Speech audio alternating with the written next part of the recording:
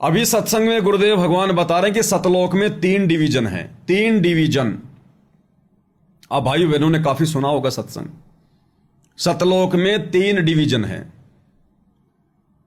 एक डिवीजन गुरुदेव ने बताया कि सबसे बाहर का क्षेत्र, सबसे बाहरी क्षेत्र, जिसमें पहाड़, नदियां, झरने, बाग बगीचे, घूमने फिरने की जगह है, वो पिकनिक मनाने की जगह है, बहुत लंबा चौड़ा विस्तार, 21 ब्रह्मांड जितना बड़ा है, इससे तो लाखों करोड़ों अरबों गुना ज्यादा बड़ा, क्योंकि सतलोक का तो कोई और छोर नहीं है, वो तो अनाहद है, उसकी कोई सीमा नहीं है।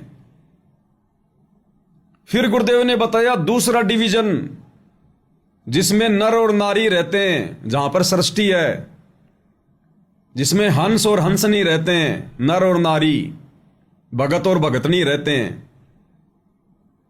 और तीसरा डिवीजन है सत्य पुरुष का, जहां पर सत्य पुरुष रहता है और उनके साथ में उनकी विशेष आत्माएं रहती हैं, विशेष आत्माएं। तो 3 डिवीजन है सतलोक के, 3 डिवीजन। 2 डिवीजनों में आत्माएं रहती हैं और लास्ट के डिवीजन में घूमना फिरने की जगह है। पहले गुरुदेव भगवान के मुख कमल से सुनिएगा, फिर आपको यकीन होगा कि हां, वर्तमान में धरती पर हम जैसी कमाई करेंगे उसी हिसाब से हमें सतलोक में स्थान मिलेगा, नौकरी मिलेगी। इसलिए परमात्मा कहते हैं, नाम सुमर ले शुक्रम कर ले, कौन जाने कल की खबर नहीं पल की। क्या कह रहे हैं गुरुदेव भगवान? अब ये बहुत लंबी कहानियां फिर बताएंगे। इसका अर्थ ये है कि वहां परमात्मा ने, वहां पर जो परमात्मा, सतलोक के 3 डिवीजन हैं। बाहर के स्थान, बाहर बाह्य क्षेत्र में तो जैसे दिल्ली अपना एक भारत की राजधानी है, तो बाहरी क्षेत्र तो ग्रामीण क्षेत्र है, बाहरी दिल्ली कहलाते हैं। फिर वो बाजार बजूर आगे बीच में दूसरे नंबर, और तीसरे पर जहां अपना प्रधानमंत्री राष्ट्रपति भवन है, वो मेन दिल्ली है। ऐसे 3 स्थान है। तो वहां पर जो बाहरी क्षेत्र है उसमें तो पहाड़, हीरे, पन्नाओं के पहाड़, वृक्ष, फलदार वृक्ष, बाग बगीचे, बहुत लंबे विस्तार है। उसके बाद फिर स्त्री पुरुष रूप में सभी हंस रहते हैं। नेक्स्ट पोर्शन में वो बिंद के हैं, बिंद से, और उससे नेक्स्ट जो स्थान है वो केवल नाद से यानी वचन से बनते हैं, वहां उनकी उत्पत्ति, और वहां फिर सतपुरुष परमात्मा का स्थान है। गुरुदेव भगवान ने हमें उदाहरण देकर समझाया दिल्ली का। ये जिस प्रकार दिल्ली है, तो दिल्ली का जैसे बाहर का क्षेत्र है जो ग्रामीण क्षेत्र कहलाता है, गांवों का क्षेत्र, उसके बाद फिर ये बाजार आ जाते हैं, मार्केट आ जाती हैं, और फिर वो स्थान जहां पर मंत्री, एमएलए, प्रधानमंत्री, उनके नौकर चाकर रहते हैं। तो है तो वो सारी दिल्ली, लेकिन उसके 3 डिवीजन हैं, और 3 डिवीजनों में रहने वाले लोगों की सुविधा भी अलग अलग है। एक क्षेत्र कौन सा बताया गुरुदेव ने? ग्रामीण क्षेत्र। अब ग्रामीण क्षेत्र में तो काफी चीजों का अभाव रहता है। ग्रामीण क्षेत्र में तो लाइट भी 24 घंटे नहीं आती। ग्रामीण लोगों को मेहनत भी बहुत ज्यादा करनी पड़ती है। अगर कोई वस्तु की जरूरत पड़ेगी तो उनको दूर दूर जाना पड़ेगा लाने के लिए। गांव के लोग रहते भी बेचारे ऐसे ही हैं। फिर दूसरा मार्केट आ गया, जिसमें व्यापारी लोग रहते हैं, बाजार आ गया, आम जनता आ गई दिल्ली की, जो पढ़े लिखे लोग हैं, नौकरी पेशे वाले लोग हैं, वो लोग वहीं उस मार्केट में रहते हैं, बढ़िया नौकरी करते हैं, बढ़िया पैसे कमाते हैं, गाड़ियों में घूमते हैं, खाते पीते हैं। किसी वस्तु की जरूरत पड़ गई, तुरंत नौकर को फोन कर देंगे, 2 मिनट में आएगा। जोमेटो वाले को फोन कर देंगे, तुरंत आएगा। स्विगी वाले को फोन कर देंगे, तुरंत ऑर्डर लेके आएगा। अब गांव में थोड़ी जोमेटो जाएगा, गांव में थोड़ी तुम्हारे लिए कोई बिरयानी पैक करके लेके जाएगा। किसी चीज की जरूरत पड़ेगी, दूध, दही, छाछ की, तुरंत जाके मार्केट से ले आएंगे। पास में दुकानें होते हैं गली गली में। तो कितना अंतर हो गया दिल्ली के ग्रामीण क्षेत्र में और बाजार वाले क्षेत्र में। और सबके पक्के मकान होंगे वहां, जो बाजार वाले क्षेत्र में रहेगा दिल्ली में। गांव में तो कच्चे भी होते हैं। और तीसरा स्थान जहां पर बड़े बड़े नेता लोग, अधिकारी लोग, आईएएस अधिकारी, आरएस अधिकारी, कलेक्टर वगैरह, मंत्री, मुख्यमंत्री, प्रधानमंत्री, तो उन लोगों को कितनी सुविधा हो गई। और साथ में उनकी सेवा के लिए जो नौकर चाकर रहते हैं उनको भी वैसी सुविधा मिलेंगी जैसी प्रधानमंत्री ले रहा है। अरे प्रधानमंत्री अगर अपनी गाड़ी में कहीं बैठ के जाएगा तो चलाएगा कौन? इंसान ही चलाएगा ना। तो देखो, जिस 10 करोड़ की गाड़ी में प्रधानमंत्री चल रहा है उसका नौकर भी 10 करोड़ की गाड़ी चला रहा है। जिस होटल में प्रधानमंत्री खाएगा वो नौकर भी 10 करोड़ वहीं खाएगा उसी होटल में। और प्रधानमंत्री का नौकर तो कपड़े भी बहुत साफ सुथरे आयरन किए हुए, और सैलरी भी बहुत अच्छी होती है उसकी। अब एक तो ग्रामीण क्षेत्र में कोई सरकारी बस चला रहा है उसकी सैलरी, और एक प्रधानमंत्री की गाड़ी चला रहा है या वहां किसी मंत्री की, एमएलए की गाड़ी चला रहा है, तो उसकी कितनी सैलरी होगी। तो भाइयों और बहनों, ये उदाहरण पर्याप्त हैं इस पापी मन को रोकने के लिए और ज्यादा से ज्यादा भक्ति कमाई करने के लिए। अब शतलोक के भी परमेश्वर ने 3 डिवीजन बता दिए। ये सबसे बाहर का जो डिवीजन है उसमें पहाड़, नदियां, झरने, पिकनिक मनाने का क्षेत्र लंबा चौड़ा। फिर जो नेक्स्ट पोर्शन है, दूसरा डिवीजन है, उसमें नर और नारी करके स्त्री और पुरुष रहते हैं, हंस और हंसनी रहते हैं। और तीसरा जो डिवीजन है उसमें सत्य पुरुष रहता है, कबीर देव, सतगुरु रामपाल जी भगवान। और वहां पर अनेक बहुत सारी आत्माएं परमेश्वर के उस डिवीजन में रहती है, उस जगह पर रहती है। और गुरुदेव ने बताया कि सेकंड पोर्शन में जो संतान उत्पन्न होती है वो बिंद से होती है, और परमेश्वर जहां रहते हैं वहां पर केवल नाद से यानी शब्द से। और वहां भाइयों और बहनों ये मैथुन क्रिया तो है ही नहीं, ये शारीरिक संबंध वाली तो वहां क्रिया है ही नहीं, क्योंकि वहां पर हमारे को ये अंग ही नहीं है। ना वहां पर स्त्री इंद्री है, ना वहां पर कोई पुरुष इंद्री है। ये तो काल ने 21 ब्रह्मांड में आने के बाद में लगाई इस दुर्गा को और अपने को, अपनी सिद्धि से, अपनी शब्द शक्ति से। शतलोक में तो ये इंद्री है ही नहीं, तो ये कुक्रम वहां पर होता ही नहीं। और बिंद का मतलब क्या होता है? यानी बींद से जो बच्चे पैदा होते हैं, जैसे इस संसार में आप और हम पैदा हुए, हमारे माता पिता पैदा हुए, आप और हमसे हमारे जो है बच्चे उत्पन्न हुए बींद से। बींद यानी शुक्राणु, शरीर से निकला हुआ वो पदार्थ, उसको कहते हैं शुक्राणु। तो शतलोक में पहली बात तो वो स्त्री अंग ही नहीं है, वो पुरुष अंग ही नहीं है, स्त्री इंद्री नहीं है, पुरुष इंद्री नहीं है। दूसरा, वहां हमें जो शरीर प्राप्त होता है वो नूरी शरीर है, एक तत्व का है, हाड़ मांस नहीं है, उसमें ये मल मूत्र नहीं है। तो फिर बींद वहां पर आएगा कैसे? बींद शरीर से निकलेगा कैसे? निकलने का कोई मार्ग भी नहीं है, और ना वहां के शरीर में कोई शुक्राणु, ना कोई बिंद। तो गुरुदेव फिर भी कह रहे हैं कि वहां पर बिंद से उत्पन्न होती हैं संतानें। नेक्स्ट पोर्शन में जो स्त्री पुरुष रहते हैं वो बिंद से संतान उत्पन्न करते हैं। तो वहां का बिंद क्या है? यानी शतलोक में देखो, दास ज्ञान आधार से बात कर रहा है, मैंने देखा नहीं है, लेकिन गुरुदेव ने जितना ज्ञान दे दिया और जितने ये प्रमाण दे दिए कि शतलोक में मैथुन क्रिया नहीं है, शतलोक में आत्माओं के शरीर में ये कबाड़ नहीं भरा वहां पर।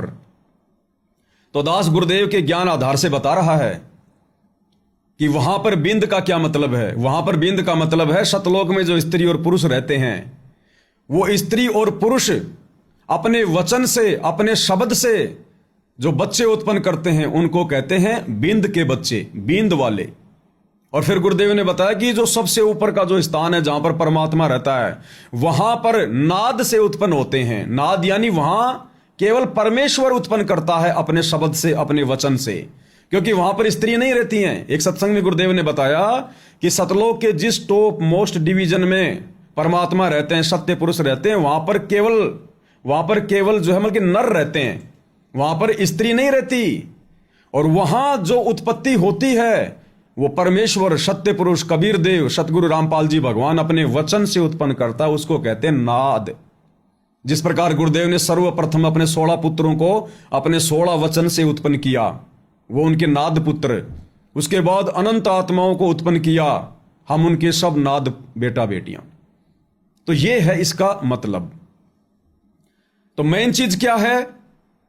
मेन चीज ये है कि अब हम यहां पर क्या कमाई कर रहे हैं, किस प्रकार की कमाई कर रहे हैं, कैसी कमाई कर रहे हैं। उसी हिसाब से, उसी स्तर से आप और हमें सतलोक में स्थान मिलेगा, सेकंड डिवीजन में या फिर फर्स्ट डिवीजन में, नर और नारी वाले क्षेत्र में या फिर सत्य पुरुष वाले क्षेत्र में। और भाई सुविधाओं का भी दिन रात का अंतर रहेगा, दिन रात का अंतर। गुरुजी ने समानता क्या बताई कि नर और नारी वाला जो क्षेत्र है, उस क्षेत्र में जितने भी नर और नारी हैं उन सबको समान सुविधा मिलेगी। ना कोई ज्यादा अमीर होगा, ना कोई ज्यादा कोई सुंदर होगा। उस नर और नारी वाले क्षेत्र में जितने भी नर नारी होंगे उन सबको समान सुविधा मिलेगी, जो भी परमेश्वर ने वहां उपलब्ध करवानी है। लेकिन परमेश्वर वाले डिवीजन में जब परमेश्वर अपनी आत्माओं को अपने शब्द से उत्पन्न करेंगे, जिनकी भक्ति कमाई जैसी होगी, उनको तो भैया फिर वैसी सुविधा मिलेगी जैसे प्रधानमंत्री के बॉडीगार्डों को मिलती है, प्रधानमंत्री के ड्राइवर को मिलती है।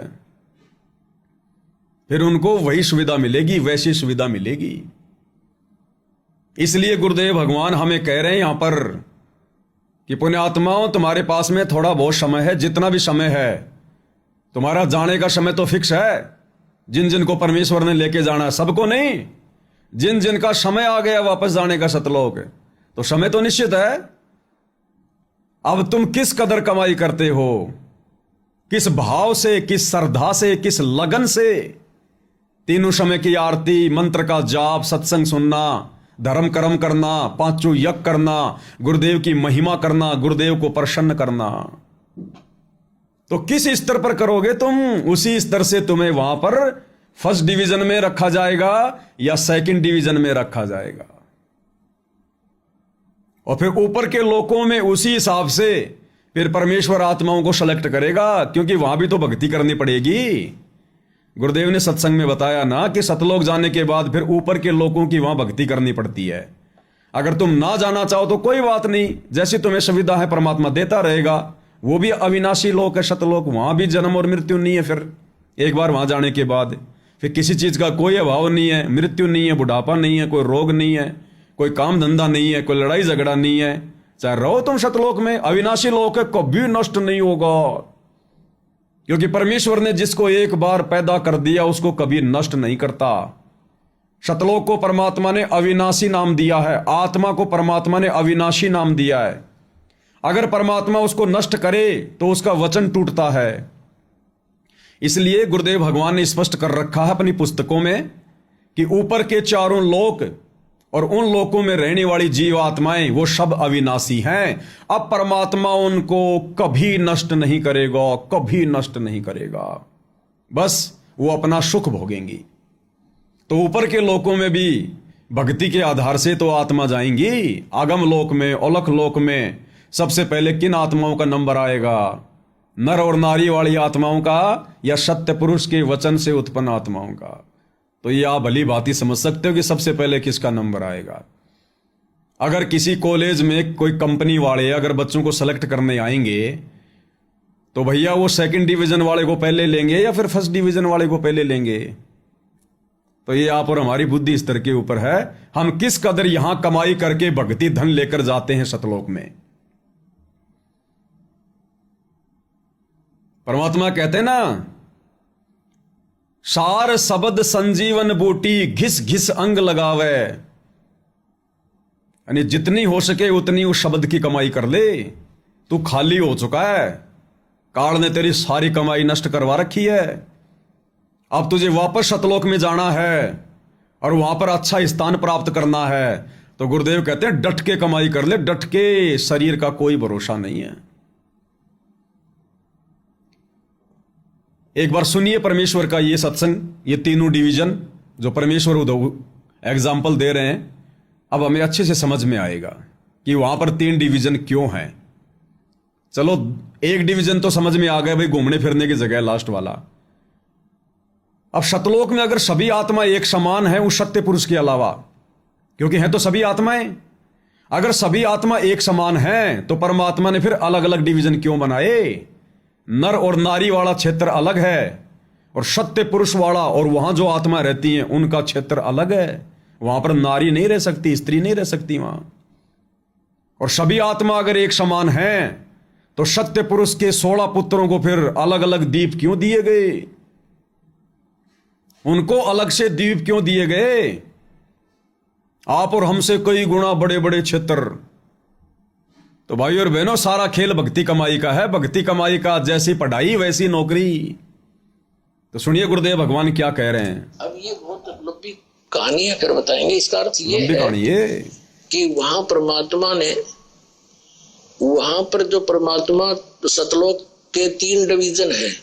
3 बाहर के स्थान, बाह्य क्षेत्र में तो जैसे दिल्ली अपना एक भारत की राजधानी है, तो बाहरी क्षेत्र तो ग्रामीण क्षेत्र है, बाहरी दिल्ली कहलाते हैं।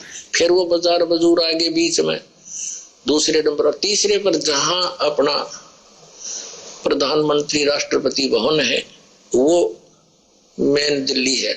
ऐसे 3 स्थान है। तो वहां पर जो बाहरी क्षेत्र है उसमें तो पहाड़, हीरे, पन्नाओं के पहाड़, वृक्ष, फलदार वृक्ष, बाग बगीचे, बहुत लंबे विस्तार है। उसके बाद फिर स्त्री पुरुष रूप में सभी हंस रहते हैं। नेक्स्ट पोर्शन में स्त्री पुरुष वो बिंद के हैं, बिंद से। और उससे नेक्स्ट जो स्थान है वो केवल नाद से यानी वचन से बनते हैं वहां उनकी उत्पत्ति। और वहां फिर सतपुरुष परमात्मा का स्थान है। अब सारी बातें गुरुदेव भगवान खोल के नहीं बताएंगे, थोड़े बहुत टुकड़े साथ संगति के लिए डालते हैं ताकि हम भी आपस में बैठकर इस ज्ञान पर चिंतन मनन करें, मंथन करें। तो आ गई होगी बात समझ में भाई और बहनों, ये नाद और बिंद वाली, सतलोक के 3 डिवीजन वाली। अब भाई और बहनों, मेन बात क्या है? फिर परमात्मा हमसे कमाई क्यों करवा रहे हैं? अब आपको समझ में आ गई होगी। अन्यथा ये परमात्मा तो बिना कमाई के भी हमें सतलोक लेकर जा सकता है, कोई बड़ी बात नहीं। ये तो 1 सेकंड में सब कुछ कर सकता है। जैसे गुरुदेव कहते हैं ना, तुम कर दो पल में पार हो जो रजा थारी, तुम कर दो पल में पार हो जा रजा थारी, हो रजा थारी महाराज हो जा, मेरे थारी महाराज हो जा रजा थारी, तुम कर दो पल में पार हो जा रजा थारी। तुम कर दो पल में पार। पल यानी आंख की ये पलक झपकने जितने समय में, हे परमेश्वर गुरुदेव भगवान सतगुरु रामपाल जी, आप तो इतने समर्थ हैं। आप अगर किसी आत्मा को सतलोक भेजना चाहो तो रोक कौन देगा? परमेश्वर। फिर ये परमात्मा हमसे भक्ति क्यों करवाता है? क्या हम अपनी भक्ति से पार हो सकते हैं? नहीं हो सकते, लाख जन्म नहीं हो सकते। भाई और बहनों, एक बच्चा किसी बहुत बड़े सेठ व्यक्ति का, रईस आदमी का, धनवान का, अगर वो किसी मेले में खो जाए, छोटा सा बच्चा, और वो किसी ऐसे व्यक्ति के हाथ लग गया, वो व्यक्ति उसको खाना खाना खिलाता है और उससे काम करवाता है, अन्य भी सुविधा दे रहा है, और उसका बहुत ज्यादा वो कर्जा उस बच्चे के ऊपर चढ़ गया। अब 20-25 साल बाद जाके धनी आदमी को पता चले कि मेरा बच्चा वहां है, और यदि वो उस बच्चे को लेने जाए, और वो व्यक्ति जिसने बच्चे को 20-30 साल से पाला पोसा, उसका ध्यान रखा, अब वो व्यक्ति यदि 20-30 साल का पूरा हिसाब किताब मांगे कि साहब मैंने इसको अपने बच्चे की तरह पाला है, पोसा है, पढ़ाया लिखाया है, हर प्रकार की इसकी जरूरतें मैंने पूरी की है, मेरा पैसा दो, तब आप बच्चे को ले जाओ। अब विचार करो भाई और बहनों, वो बच्चा, क्या वो 20-30 साल की कमाई उस सेठ को कमा कमा के दे के कभी वहां से फ्री हो सकता है? कभी नहीं हो सकता। जितना उसने अपने ऊपर भार चढ़ा लिया है, उसका कर्जा चढ़ा लिया है, वो पूरी जिंदगी कमाएगा तो भी उसका नहीं उतार पाएगा, और नहीं उतारेगा तो उसको छोड़ेगा नहीं। इसलिए वो उसका पिता जो धनी है, जो सेठ है, वो 1 सेकंड में जेब से चेक निकालेगा और बोल भैया कितने तेरे, बोला जी 5 करोड़ रुपए, 5 करोड़ रुपीज ओनली, और करके साइन चेक पकड़ा देगा। ये ले भाई तेरे 5 करोड़ रुपए, क्योंकि उसका पिता धनी है, समर्थ है, और 1 सेकंड में अपने बच्चे को छुड़वा लेगा। क्या वो बच्चा अपनी कमाई कर करके उस आदमी को देके कभी छुटकारा प्राप्त कर सकता है? नहीं। इसी प्रकार भाइयों और बहनों, वो बच्चे आप और हम हैं, और हमारा पिता कबीर भगवान सतगुरु रामपाल जी, सेठों का सेठ, जगत सेठ, सावड़सा सेठ, और हम इस काल के हत्थे लग गए। इस काल ने हमारे को युगों युगों से यहां पर बांध रखा है, हमारे ऊपर कर्जा चढ़ा रखा है। हम 21 ब्रह्मांड में इसके क्षेत्र में खा रहे हैं, पी रहे हैं, ये हवा ले रहे हैं, सूरज से रोशनी ले रहे हैं, चांद से शीतल रोशनी ले रहे हैं, फल फ्रूट खा रहे हैं, यहां पर हर प्रकार की भौतिक सुविधा ले रहे हैं, जमीन से अनाज पैदा करके खा रहे हैं, जमीन से पानी निकाल के पी रहे हैं। ये हमारी नहीं है, ये शैतान की, काल की, 21 ब्रह्मांड के ज्योति निरंजन की है। इसने तपस्या करके प्राप्त कर रखी है, हम इसके कर्जदार हैं। और अब हमारा भगवान कबीर भगवान धरती पर आकर और काल से कहे कि छोड़ दे भाई मेरे बच्चों को, तो काल क्या कहता है? सर्व धर्मान परित्यज्य माम एकम शरणम व्रज अहम तवा सर्व पापे भी मोक्षयामि मा शुच। गीता में क्या कह रहा है कि मेरे स्तर की जितनी भी भक्ति कमाई है, साधना है, तूने मेरे लोक में रह के जो खाया पिया, तेरे ऊपर जो कर्जा चढ़ा हुआ है, सर्व धरिमान परित्यज्य माम, कि मेरे स्तर की जितनी भी कमाई है, जितनी भी धर्मयज्ञ है, वो सारी कमाई मुझे समर्पित कर दे, और एकम शरणम व्रज, और उस एकम अद्वितीय परमात्मा की शरण में जा, तू तेरे बाप के पास जा, मेरी कमाई मुझे दे दे। यहां का भी तो यही रूल है, यही विधान है। तो बताओ, हम भगत आत्माएं गीता जी के विधान अनुसार, परमेश्वर के विधान अनुसार, कि सर्व धर्मान परित्यज्य माम एकम शरणम व्रज अहम तवा सर्व पापे भी मोक्षयामि मा शुच, कि मैं तुझे हर प्रकार से पाप कर्मों से, बंधनों से मुक्त कर दूंगा। भाई मुझे मेरा 5 करोड़ रुपया दे दे, तू जितने दिन मेरे घर पे खाया पिया रहा वो कर्जा दे दे। क्या हम आत्माएं अपने स्तर पर दे सकते हैं? अगर हमारा बाप हमें कोई नौकरी दे दे तो क्या कमा कमा के दे सकते हैं? वो तो बाप ही दे सकता है। और अंत में हमें गुरुदेव भगवान अपनी समर्थता से ही सतलोक लेकर जाएंगे। हम अपनी भक्ति कमाई से पार नहीं हो सकते, हम अपनी भक्ति कमाई से फिर भी पार नहीं हो सकते। यहां से पार करके तो हमें गुरुदेव ही लेकर जाएंगे, लेकिन जो भक्ति कमाई हमसे करवा रहे हैं, ये सतलोक में स्थान देने के लिए, सतलोक में जगह देने के लिए, तो पार तो गुरुदेव ही करेंगे, हम नहीं हो सकते। तो अब आपके समझ में आ गया होगा भाई और बहनों कि यहां गुरुदेव भगवान समर्थ होते हुए भी एक पल में हमें सतलोक बैठाने वाले परमात्मा फिर हमसे इतनी भक्ति कमाई क्यों करवा रहे हैं? इतनी मर्यादाओं में रखकर हमें क्यों भक्ति मार्ग पर सावधानी से चलने की प्रेरणा कर रहे हैं? क्योंकि जितनी कमाई, जैसी कमाई, जैसा भक्ति धन हम यहां से कमा के लेके जाएंगे, देखो प्रथम नाम की कमाई तो देवी देवताओं को दे देंगे, सतनाम की कमाई काल को और अक्षर पुरुष को दे देंगे। अब बच गया हमारे पास में सार नाम। अब वो सार नाम की कमाई, वो है हमारा दहेज, वो है दहेज, जिसको देखकर, जिस कमाई को देखकर ससुराल वाले प्रसन्न होते हैं कि ये बेटी अपनी मायके से कितना धन लाई है, क्या क्या सामान लाई है। तो परमेश्वर फिर सार नाम की कमाई देखेगा, सार शब्द की कमाई देखेगा, और उसी कमाई के आधार से फिर सतलोक में कौन से डिवीजन में रखना है परमेश्वर ने।